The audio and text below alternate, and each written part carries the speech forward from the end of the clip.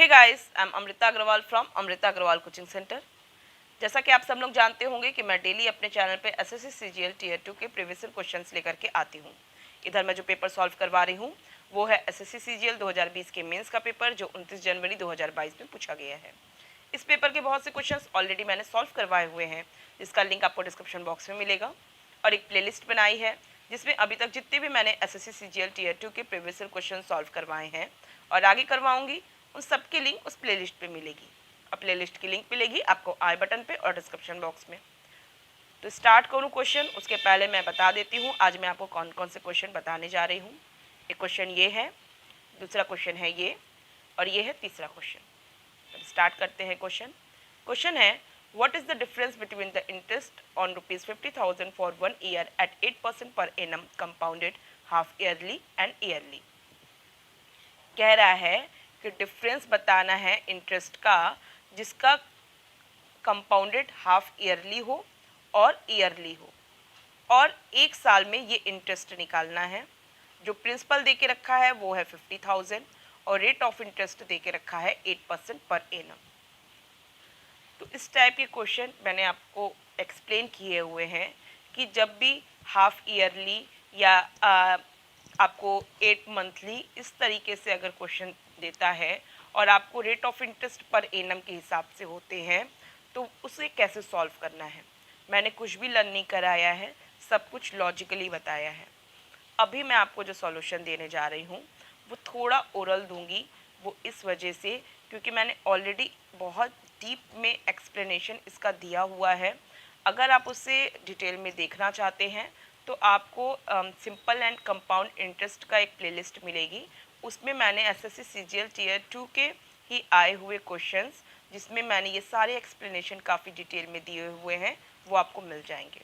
मैं कोशिश करूँगी कि मैं यहाँ पे भी आपको एक्सप्लेन करूँ क्लियर, बट ये है ओरल होगा तो हो सकता है कि आपको डिटेल एक्सप्लेनेशन के लिए उस प्लेलिस्ट में जाना पड़े। तब स्टार्ट करते हैं। देखिए, सबसे पहले तो आपको ये क्लियर दिमाग में रखना ज़रूरी है कि जब भी आप कंपाउंड इंटरेस्ट निकालते हैं तो कंपाउंड इंटरेस्ट निकालते समय जो रेट ऑफ इंटरेस्ट होता है उसको देखिए कि आपको जो कंपाउंडेड कह रहा है वो कंपाउंडेड अगर हाफ ईयरली हो तो रेट ऑफ इंटरेस्ट भी हाफ ईयरली होना चाहिए। अगर कंपाउंड इंटरेस्ट ईयरली है तो रेट ऑफ इंटरेस्ट ईयरली होना चाहिए। अगर आप ये चीज़ क्लियर रखेंगे तो आपको इसको सॉल्व करने में कोई प्रॉब्लम नहीं आएगी। फिर कोई फ़र्क नहीं पड़ता है कि हाफ ईयरली के अकॉर्डिंग आपको सॉल्व करना हो या ईयरली के अकॉर्डिंग आपको सॉल्व करना हो। देखिए, अगर rate of interest 8% per annum दे के रखा है तो ये हाफ ईयरली क्या हो सकता है, जाहिर सी बात है। पर एक साल में 8% है तो हाफ ईयरली इसका क्या होगा, हाफ ईयरली इसका हो जाएगा 6/12 मीन्स 8/2% मीन्स 4%। अगर हाफ ईयरली के हिसाब से मैं निकालूंगी तो रेट ऑफ इंटरेस्ट 4% पर हाफ ईयरली होगा।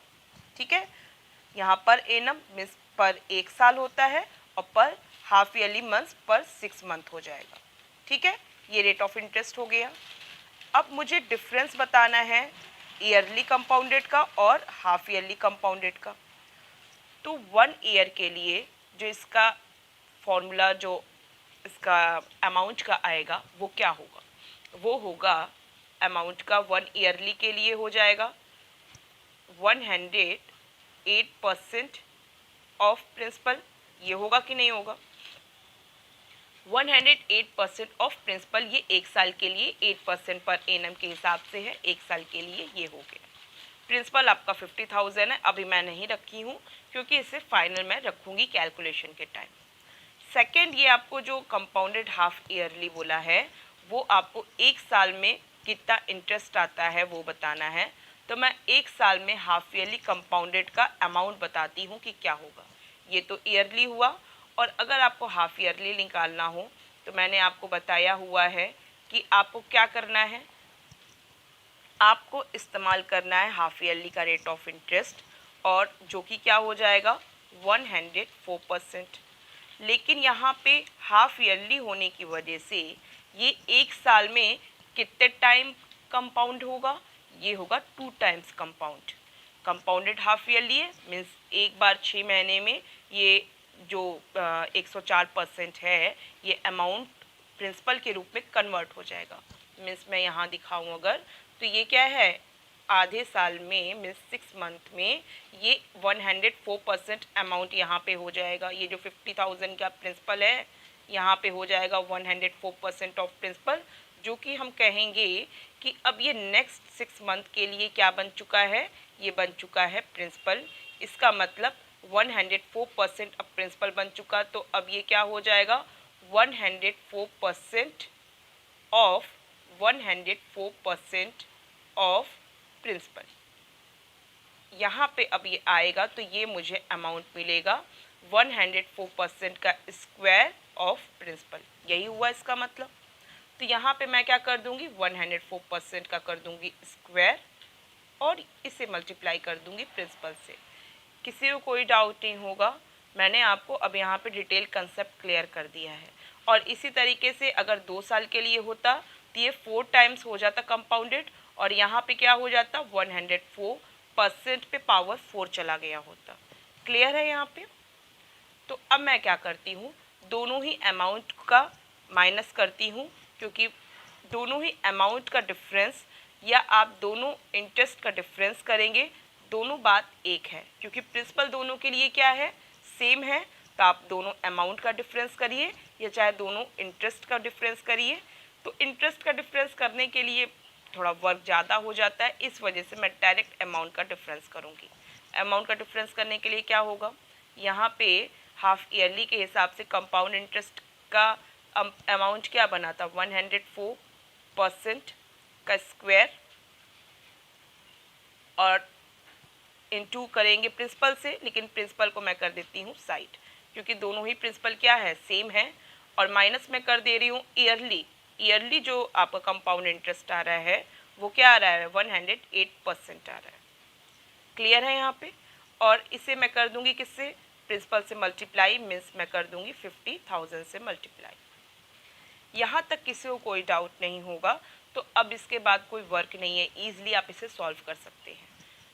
यहाँ पे मैंने कैलकुलेशन को इजी रखने के लिए इस तरीके से आपको शो किया है कैलकुलेशन।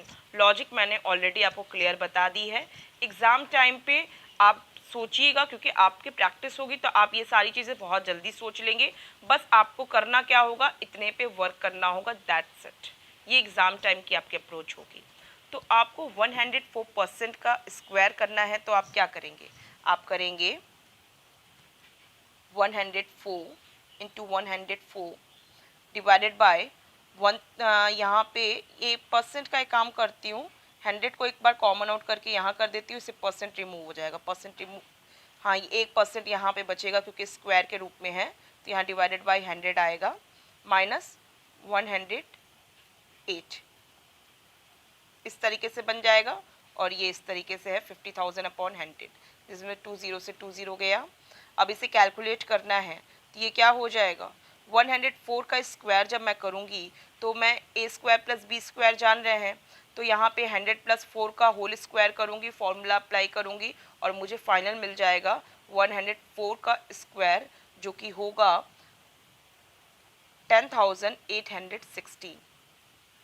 10,816 आएगा इसका स्क्वायर। आप कर दीजिए 100 प्लस 4 का होल स्क्वायर और फॉर्मूला अप्लाई कर लीजिए a square plus b square plus 2ab, आपको ये मिल जाएगा। और डिवाइडेड बाय ये 100 है, तो 100 को यहाँ से मल्टीप्लाई कर दूँ और 100 को फिर फाइनल मैं बाहर कर देती हूँ, और वहाँ से भी ये 2 0 कट जाएगा, मीन्स ये 2 0 से ये 2 0 कट जाएगा, और ये क्या हो जाएगा 10,800 हो जाएगा। ये 10,800 हो गया, तो 10,800 को मैं कर दूंगी माइनस, ठीक है। और यहाँ पे सब जीरो कटने के बाद फाइनल मैं 5 से मल्टीप्लाई करूँगी, यही मेरी रिक्वायर्ड वैल्यू होगी। 10,816 से 10,800 माइनस करूँगी तो मुझे मिलेगा 16, और 16 को मैं जब 5 से मल्टीप्लाई करूँगी तो मुझे मिलेगा 80। क्लियर है? किसी को कोई डाउट नहीं होगा तो बस ऑप्शन बी होगा। मैंने कैलकुलेशन को थोड़ा इजी करने के लिए ये सारे वर्क किए हैं, बाकी कुछ है नहीं। यही क्वेश्चन आप बहुत कम समय में सॉल्व कर सकते हैं अगर आपको लॉजिक अच्छे से क्लियर है। इस वजह से मैं आपको सारे क्वेश्चंस के लॉजिक क्लियर बताती हूँ, जिससे कि आप इसी क्वेश्चन को आप अपने मन से बहुत जल्दी सॉल्व कर पाएंगे विद अच्छी प्रैक्टिस। तो आई होप आपको ये क्वेश्चन अच्छे से क्लियर समझ में आया है। अगर फिर भी किसी को कोई डाउट है तो आप एक बार प्लेलिस्ट ज़रूर चेक करिएगा, क्योंकि प्लेलिस्ट में आपको अच्छे क्वेश्चंस के आपको मिल जाएंगे जो कि टीयर 2 में ही पूछे गए हैं, और वहाँ पे भी मैंने डीपली अच्छे से कंसेप्ट क्लियर कराया हुआ है। तो एक बार आप उसे विजिट करके देख लीजिए। आपको फिर भी अगर कोई डाउट रहता है मेरे क्वेश्चंस को लेकर के, आपको समझने में कोई दिक्कत होती है, तो आप मुझे कमेंट बॉक्स में दीजिएगा। मैं वहाँ पे आपको डिटेल अच्छे से और एक्सप्लेन करने की कोशिश करूँगी कि आपको वहाँ कोई डाउट ना होने पाए। तब मैं नेक्स्ट क्वेश्चन पे आती हूँ। क्वेश्चन है, if 2x square plus 5x plus 1 is equal to 0, then one of the value of x minus 1/2x। यहाँ थोड़ा सा प्रिंट क्लियर नहीं दिख रहा है, यहाँ से आप देख लीजिए। x माइनस 1/2x हमको फाइंड आउट करना है with the help of this equation. बहुत अच्छा क्वेश्चन है। मैं क्या करती हूँ, मैं इसमें यहाँ 2x से सब जगह डिवाइड कर दूँ, ठीक है। मैं अगर 2x से अगर सब जगह डिवाइड करती हूँ तो मुझे क्या मिलता है दिखाती हूँ। इससे क्या होगा कि ये x से ये स्क्वायर गया, इससे ये गया, मुझे फ्रेश x मिल गया, प्लस यहाँ पे x से x गया, मुझे मिल गया 5/2, और यहाँ मुझे मिल गया प्लस 1/2x। मीन्स मुझे क्या मिला है, मुझे मिला है x plus 1/2x is equal two plus 5/2 को यहाँ भेज दूंगी तो क्या हो जाएगा, माइनस 5/2। मुझे बताना क्या है, मुझे बताना है x माइनस 1/2x, और मैंने अभी तक क्या देख रही हूँ कि ये x प्लस 1/2x है। अब इसे x माइनस 1/2x बनाने के लिए मैं क्या कर सकती हूँ। आप ये बात जानते होंगे कि अगर मैं इसका होल स्क्वायर कर दूँ, अगर मैं इसका होल स्क्वायर कर देती हूँ तो ऐसे में एक्स स्क्वायर प्लस 1/2x का whole square plus 2 into X into 1/2x मिलेगा, जिससे x से x कट जाएगा। मीन्स हमको वहाँ पे एक नंबर मिलेगा 2ab की जगह पे। तो वहाँ पे जो मुझे नंबर मिलेगा वो उसकी जगह मैं अपनी तरफ से माइनस का फॉर्म बना दूँ, मीन्स x माइनस 1/2x का होल स्क्वायर का फॉर्म बना दूँ किसी भी तरीके से। तो मैं ईज़िली रूट निकाल करके x माइनस 1/2x की वैल्यू फाइंड आउट कर सकती हूँ। मैंने ये चीज़ अभी ओरल बोला है तो हो सकता है थोड़ा सा आपको दिक्कत लग रही हो। अभी मैं इसको सॉल्व करके दिखाती हूँ, तो कुछ नहीं, बहुत ईजी लगेगा आपको। ये क्या होता है, ये होता है x square plus 1/4x square plus 2ab, means क्या हो जाएगा 2x इंटू 1/2x। ये हो गया। इसे कट कर देंगे तो मुझे क्या मिलेगा, मुझे मिलेगा +1। इसकी वैल्यू क्या हो जाएगी, इज इक्वल टू, यहाँ पे माइनस 5/2 है, इसका स्क्वायर करूँगी तो मुझे क्या मिलेगा, मुझे मिलेगा 25/4 मिलेगा। जगह नहीं थी इस वजह से मैंने यहाँ कर दिया है। तो इसका इज इक्वल टू 25/4 है। यहाँ ये जो +1 मिला हुआ है, अगर मैं किसी भी तरीके से कोशिश करूँ कि यहाँ पे -1 हो जाए, अगर +1 की जगह यहाँ -1 हो जाए तो ये क्या हो जाएगा, a square plus b square minus 2ab। जो ये प्लस 2ab है और प्लस 2ab 1 के जो 1 आया है, अगर -1 हो जाता है तो ये क्या चीज़ दिखाई देगा, ये दिखाई देगा a square plus b square minus 2ab। क्योंकि हम अपनी तरफ से -1 की जगह क्या लिख सकते हैं, लिख सकते हैं 2x इंटू 1/2x लिख सकते हैं। तो इस तरीके से ये a बनेगा और ये b बनेगा, और फाइनल आपको जो रिजल्ट मिलेगा उसका रिजल्ट क्या होगा, x माइनस 1/2x का होल स्क्वायर। और -1 करना कोई मुश्किल नहीं था। -1 करूँगी तो क्या करूँगी, +1 है तो यहाँ पे -2 दोनों साइड कर दे रही हूँ।